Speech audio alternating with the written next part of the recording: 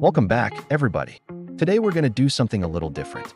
Usually our videos are made up of various scary things that could happen in any given situation. But today we gonna look at a very real and very scary situation that occurred in 1930. Alright, let's begin. Imagine walking into a village. Everything seems normal.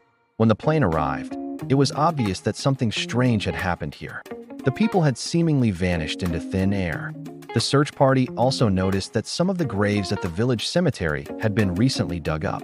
This led them to believe that the people were not only missing, but were most likely dead.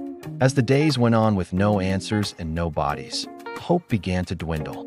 And remember, if you enjoyed this video, don't forget to hit like and follow for more content like this. What had happened to these people? Had they run away? Were they frozen to death somewhere? Or was something more sinister at play? There were no signs of struggle and no bodies could be found anywhere, while others claimed that the entire village was abducted by aliens. There were reports of strange lights being seen in the sky the night before the village was found abandoned. And when the military came to investigate, they, too, saw strange lights and formations in the sky that couldn't be explained.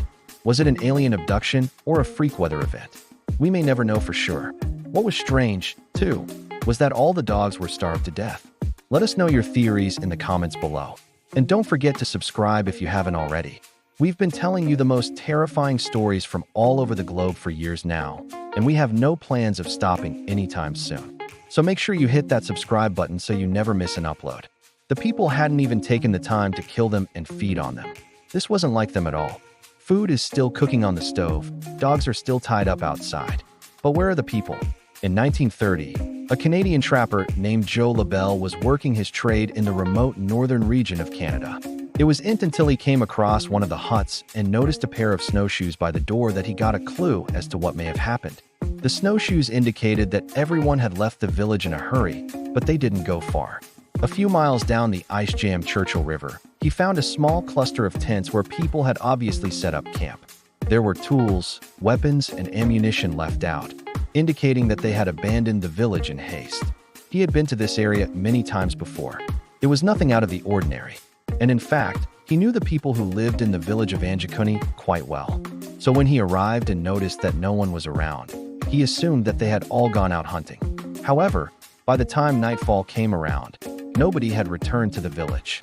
Food was still sitting out, fires were still burning in the huts, and the dogs were starting to get restless. Concerned for the safety of the villagers, Joe decided to do the responsible thing and headed over to the nearest jail cell.